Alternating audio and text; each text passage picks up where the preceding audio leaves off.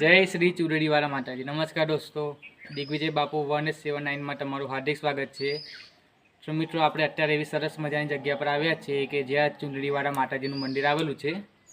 અને મિત્રો, આ મંદિર બહુ પૌરાણિક છે અને લગભગ બહુ પૌરાણિક એટલે કે 1100-1200 વર્ષ સમથિંગ. તો મિત્રો, આ જે મંદિર છે વડોદરા જિલ્લામાં આવેલું છે અને વડોદરા જિલ્લામાં સેગવાની પાસે મોટા કરાડા નામનું ગામ છે, ત્યાં શ્રી ચુંદડીવાળા માતાજીનું મંદિર આવેલું છે. તો મિત્રો, આજના વિડીયોમાં હું તમને ચુંદડીવાળા માતાજીના મંદિરના દર્શન કરાવીશ અને તમે ચુંદડીવાળા માતાજીના મંદિરના દર્શન કરી શકો છો.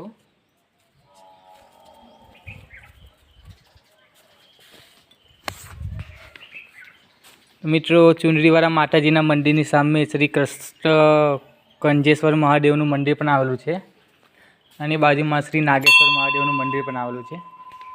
તો મિત્રો, તમે દેખી શકો છો અહીંયા શિવલિંગની પણ સ્થાપના કરેલી છે. આ બહુ પૌરાણિક છે મિત્રો, નહીં તો 1100-1200 વર્ષ સમથિંગ એટલું પૌરાણિક છે. તો મિત્રો, એની બાજુમાં નાગેશ્વર મહાદેવજીનું પણ શિવલિંગ અથવા મંદિર આવેલું છે. તો મિત્રો, તમે દેખી શકો છો અહીંયા શિવશંકર પ્રાગટ્ય પરચાપુર છે.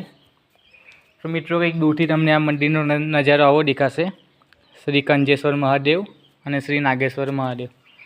તો મિત્રો, હવે આપણે અત્યારે શ્રી ચુંદડીવાળા માતાજીના દર્શન કરવા માટે જઈએ છીએ.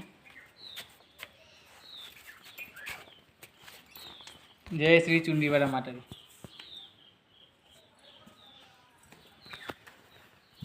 હે જગતજનની માં.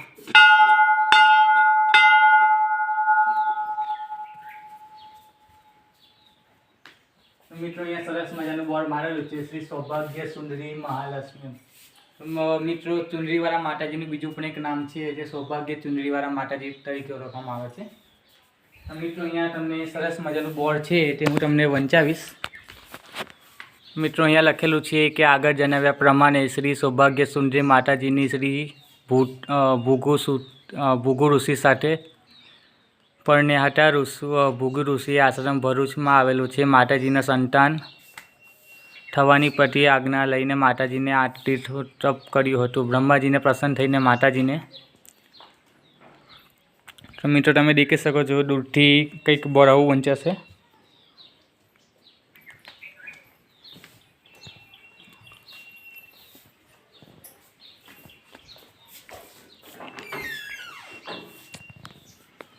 મિત્રો, સામે જે દેખાઈ રહ્યું છે મહાદેવજીનું મંદિર છે, ત્યાં નવું બનાવેલું છે. મિત્રો, પણ આ મંદિર ખરેખર તો બહુ જૂનું અને પૌરાણિક મંદિર છે.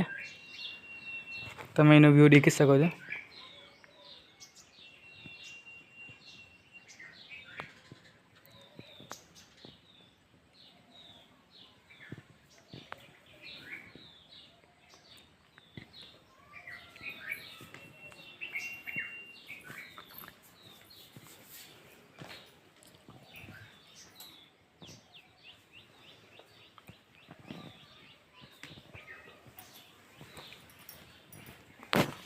મિત્રો, તમે દેખી શકો છો અહીંયા ચુંદડીવાળા માતાજીના મંદિરની બહાર શ્રી હનુમાનજીની મૂર્તિની પ્રાણ પ્રતિષ્ઠા કરેલી છે. તો મિત્રો, આપણે હનુમાનજી મહારાજના પર દર્શન કરીશું. જય શ્રી બજરંગબલી. જય હનુમાનજી મહારાજ.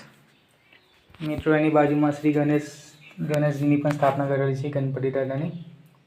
જેમ કે તમને ખબર હશે કે ગણપતિ દાદા અને હનુમાનજી દરેક મંદિરમાં સ્થાપના કરેલી હોય છે. મિત્રો, તમે દેખી શકો છો, શ્રી ગણેશજીના દર્શન કરી શકો. મિત્રો, અહીંયા લખેલું છે માતાજીના પૂજારી પટેલ ફળિયામાં રહે છે. જે પૂજારી છે તે મિત્રો અત્યારે છે નથી, તો એ પટેલ ફળિયામાં રહે છે, એનું બોર્ડ મારેલું. તો મિત્રો, તમે દેખી શકો છો આ શ્રી ચુંદડીવાળા માતાજીના મંદિરનું દર્શન કરાવું છું. જય શ્રી ચુંદડીવાળા માતાજી. ભૂલચૂક મહાપોજામાં. મિત્રો, તમે દેખી શકો છો ચુંદડીવાળા માતાજીની પ્રાણ પ્રતિષ્ઠા મૂર્તિ છે. અહીંયા ચુંદડીવાળા માતાજી સાક્ષાત પ્રાગટ્ય પરચાપુર છે અને મિત્રો, જે કંઈક પણ તકલીફ હોય એ માતાજી સંપૂર્ણ કરે છે. તો મિત્રો, તમે પણ સરસ મજાના ચુંદડીવાળા માતાજીના મંદિરે તમે દર્શન કરવા માટે આવો તો માતાજીની સરસ મજાની મૂર્તિની સ્થાપના કરેલી છે. તો મિત્રો, તમે દરેક માઈ ભક્ત માતાજીના દર્શન કરવા માટે આવી શકો છો. જય શ્રી ચુંદડીવાળા માતાજી. દરેક માઈ ભક્તની મનોકામના પૂર્ણ કરે. જય શ્રી માં.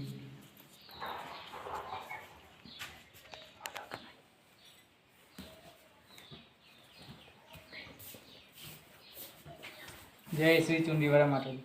મિત્રો, તમને આ વિડીયો સારો લાગ્યો હોય તો લાઈક, કોમેન્ટ, શેર અને સબસ્ક્રાઈબ કરવાનું ના ભૂલતા. જય શ્રી ચુંદડીવાળા માતાજી. અને આ વિડીયોની લિંક તમને યુટ્યુબ ચેનલ પર મળી જશે. જય માતાજી.